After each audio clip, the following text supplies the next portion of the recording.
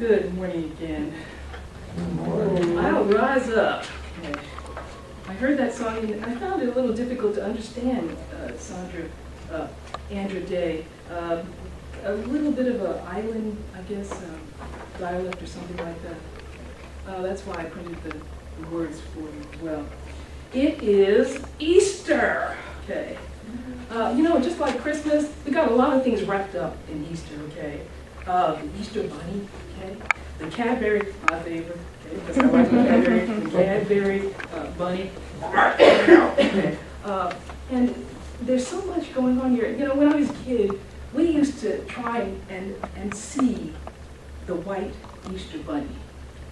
Our parents made us these baskets, okay, with the grass and the eggs and all kinds of toys and little things like that. Mm-hmm. And kind of like, believing in Santa Claus, we believed in the Easter bunny too. I shared a bedroom with my twin, and Denise and Deborah, our two younger sisters, shared an adjacent bedroom. And Saturday night, once our parents had gone to sleep, okay, we crept out of bed, and we went to the door of our bedroom, and we looked down where we thought the Easter bunny must have been, out in the living room. And I remember a time we got really excited. We had to stay quiet though, because we didn't want to wake our parents. And we thought we saw the white bunny. That was a highlight, okay. And in the morning, when we actually got up, the Easter bunny had left us all of our baskets with the grass and all that other stuff in here. And it was just an epiphany, okay? We saw the Easter bunny. Nobody sees the Easter bunny. Yeah, we saw the Easter bunny. Or we think we did. The imagination is an awful thing to waste. But we grew out of that. I don't remember the last time when we were at the door of our bedrooms looking for the Easter bunny. I think it was enough to believe we had seen it. And it's kind of like that when we think about the actual Easter story. Jesus overcoming the appearance of death. It's not something that ever has to be done again. It's enough that it was done that one time, over 2,000 years ago. Now, most of our Christian sisters and brothers have a particular concept of what Easter is all about. The message that has been around for over 2,000 years is, of course, that Jesus died for our sins, and that Jesus was crucified, entombed, and then he experienced resurrection and rose from the dead. The stone was rolled away. And, hallelujah, we are saved and made whole by the sacrifice of Jesus, by his suffering. Wait a minute. Hold on here. That doesn't sound quite right.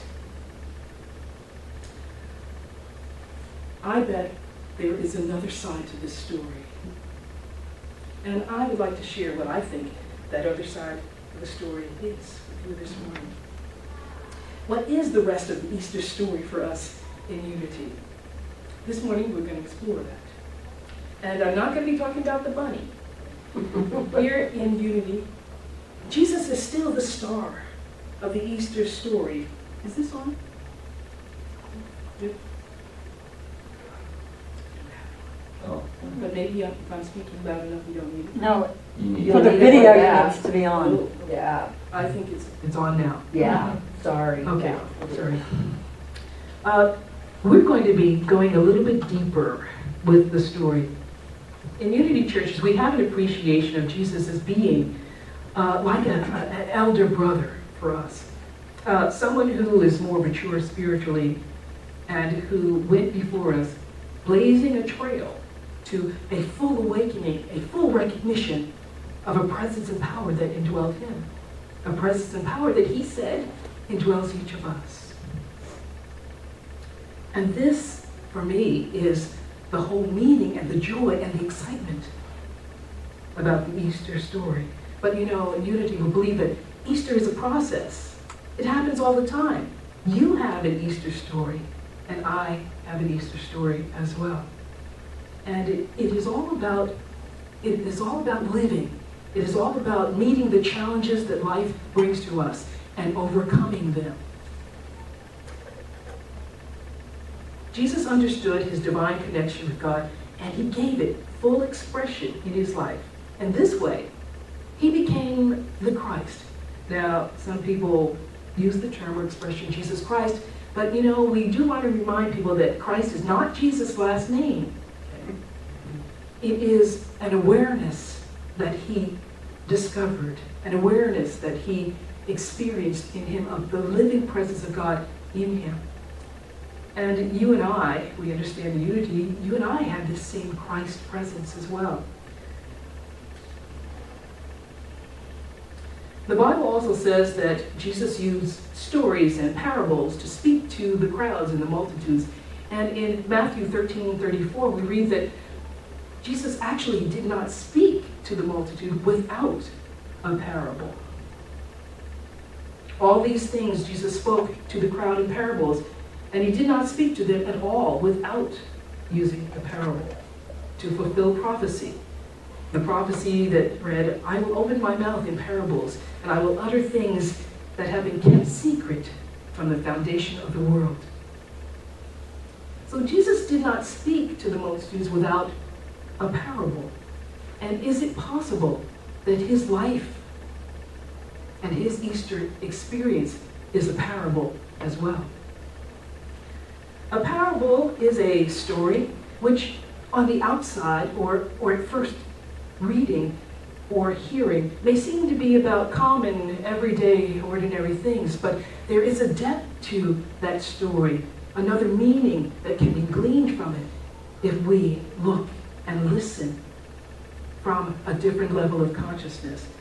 And so I'm thinking that perhaps Jesus' life and that whole experience of Holy Week and being nailed on the cross and being entombed and then rising up again, perhaps that's a living parable as well.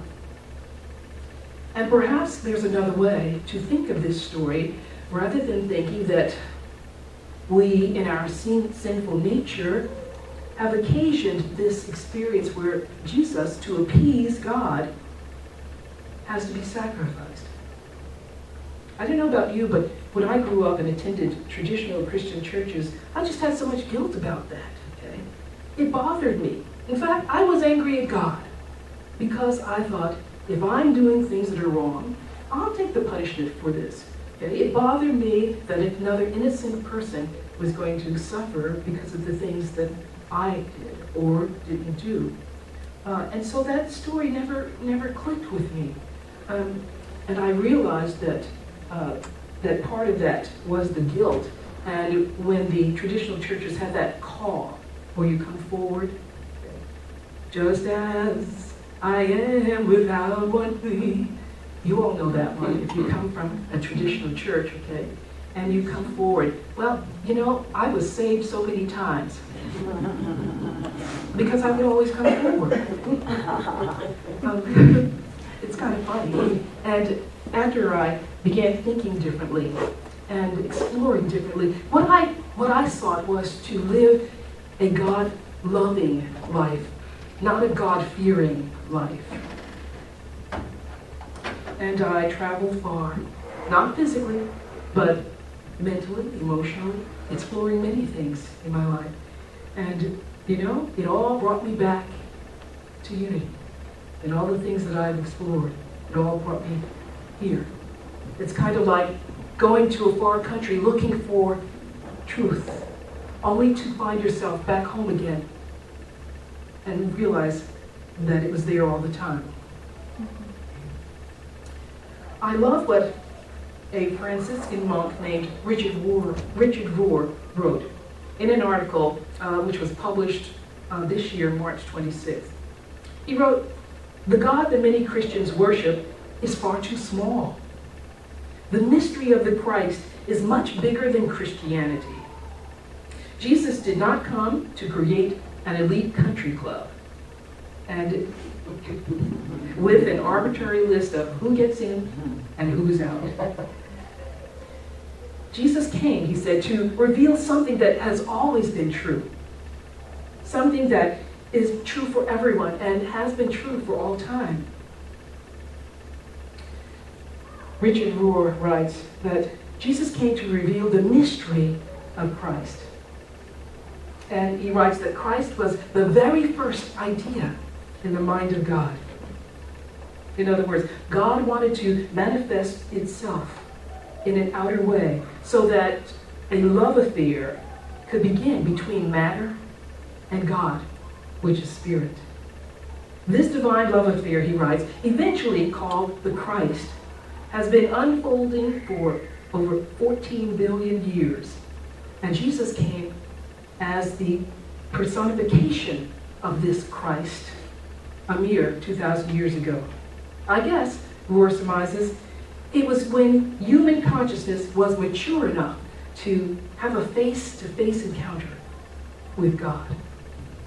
So, rather than the Easter story being about Jesus dying on the cross to heal or repair this rift, this separation that we have with God because of our sinful nature, perhaps we can see that it's really about Jesus coming to express, experience, and teach about this inner divinity that he recognized. Paul said, Christ in you, your hope of glory. And Jesus himself said, I am in the Father. You are in me. And we are in each other. Richard Rohr explains that when Jesus talks about oneness, he's not speaking about the Eastern kind of I myself am divine, but rather the kind of oneness which includes everyone, which is a mutual indwelling of this presence. He said it's more like what Jesus said. I am in the Father, you are in me, and I am in you. And how would this understanding change the meaning of Easter for us? I think instead of feeling sad and guilt about Jesus dying on our sins, and yes, we have the triumphant resurrection and Jesus showing or demonstrating that there is no truth in the idea of actual death, that life is eternal.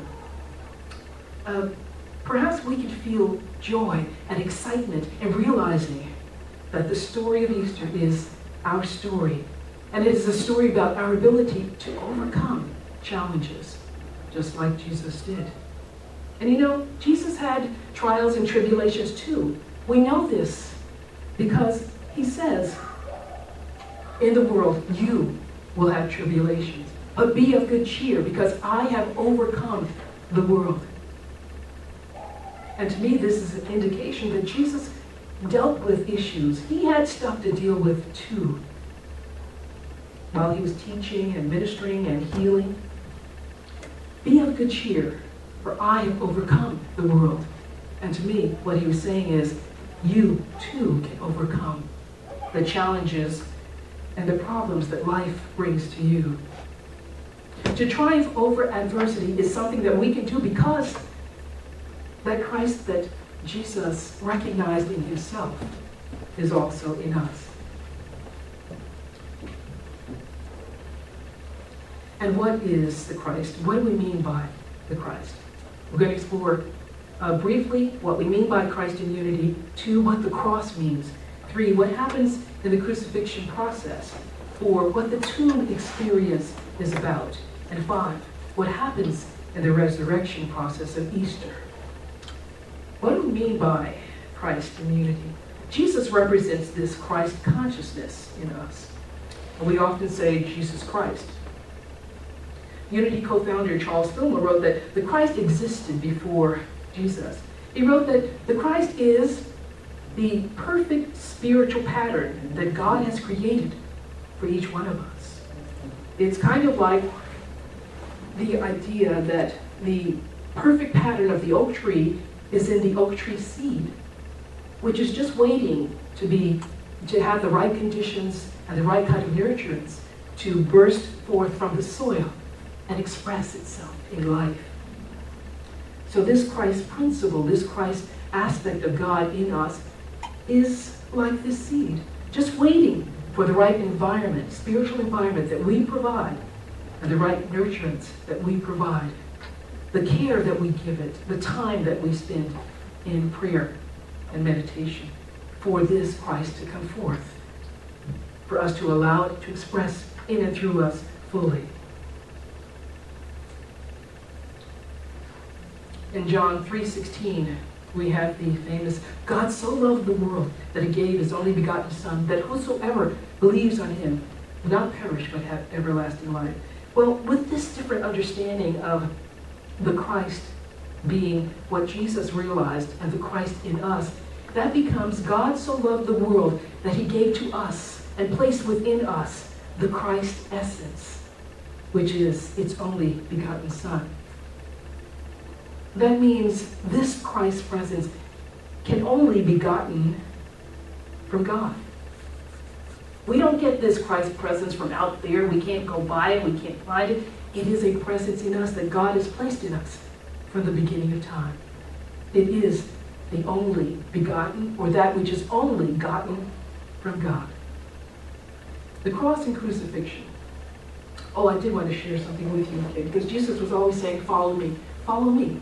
He said that to his disciples, the ones who were out fishing, and when he was going down the street and he saw Matthew, his other name is Levi, the tax collector working at his trade, he said, follow me. And Matthew left that money and got up and followed Jesus. Okay? But when I was thinking about Jesus saying, follow me, I was reminded of a story. Okay? A young man goes to a large business company. He has an interview with the vice president. And so he walks in, and again, this is a huge place, a lot of floors, okay, and a lot of different vice presidents. So he stops and he talks with the receptionist, and she realizes he has an appointment. And she gets up and proceeds to show him which way to go. There are a number of halls. And she said, follow me, walk this way. And she begins sashaying down this way, okay? He thinks for a moment, and he too begins sashaying right behind her down the hall. Okay? Follow me this way. He follows her that way. We are to follow Jesus. And the marvelous thing about that is Jesus said we could. And even more than that, he said, the things that I do, you shall do. And greater shall you do if you believe, because I go to the Father. Meaning, because the Christ is an aspect of God that indwells us, we too can do what Jesus did, and we can do greater. How many of us really, really believe that? It's a tough deal, okay? To think that we could do greater things than Jesus, our way shower. But I believe he meant it, so I believe we can do that. That, to me, is what Easter is about. It is coming to this realization that within us is this presence and power. The overcomer is this Christ in us. Crucifixion. In unity, the cross, it does not represent death and destruction. Charles Fillmore wrote that the cross is not a burden as many people seem to think. Rather, it's a symbol of the forces in humankind which are balanced, perfectly balanced. It is not like the story of a little girl who, when her mother went to pick her up from Sunday school after the church worship service was over, she reported to her mother that in Sunday school they learned about gladly the cross I bear. The crucifixion is really a spiritual, mental exercise.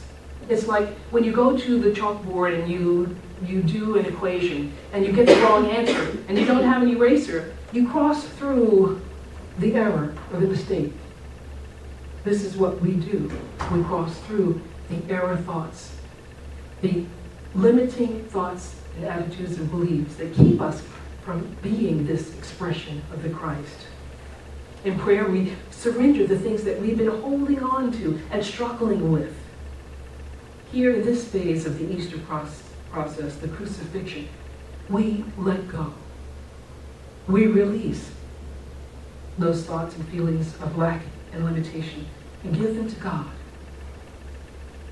We first acknowledge them, and then we can let them go and release them. The cross and crucifixion represent then our willingness to surrender over to God, to the things that we need to let go of, so that we can rise up from the problems and difficulties that life brings our way. The tomb. Charles Fillmore explains that the tomb of Joseph Arimathea, where Jesus' body was laid, was a resting place where Jesus readied himself and gathered his strength for the supreme demonstration of overcoming the appearance of death. For us, he writes, the tomb represents a high state of consciousness in us where we can grow spiritually and deepen our understanding of who we are and our divine nature. He writes, after we have surrendered the hurtful, painful things that we have held on to, we experience peace. And the tomb is a place of peace, a place of healing. Our mind and heart become at peace because we are no longer fighting with a negative thought, word, or action. We give up the fight because there's no need to fight. There is just being willing to release it and give it to God. The tomb is like a cocoon where, like the butterfly, a lot of things go on in the life of that butterfly to ready it to open itself to the world and to fly. Resurrection. As we move through the crucifixion and the tomb, the quietness of the tomb, we experience the resurrection, the rising up, the renewal, the revitalization. Okay? And this is that last stage of the process. This entire Easter story is a process. We move in our life through our experiences of the cross, the crucifixion, the tomb, the resurrection. And I believe that this is the true message, the deeper message of Easter. We rise up as the Christ in us arises. Paul said, Christ in you, your hope of glory, and that we should strive to have that same mind, that same kind of consciousness of God's presence that Jesus had. So have the mind of Christ in you. This is the transformation that Easter brings. We can walk the way that he walked through every troubling situation. And we shall not fear because we're never alone. Because Jesus became the Christ and overcame. We can as well. When the storm of life's problems come to meet us, we can remember that within us is the overcomer. And that overcomer demonstrated this victory through the story of Easter. And this story is our story. It is our hope of glory as well. Your resurrection and new life is your personal Easter story. The ability to rise up is our gift from Easter. Thank you. Now, we have the flower cross here. Linda helped me make it. She painted the styrofoam green. And I got donations to put those in. We used to do this every Easter at the Unity Church.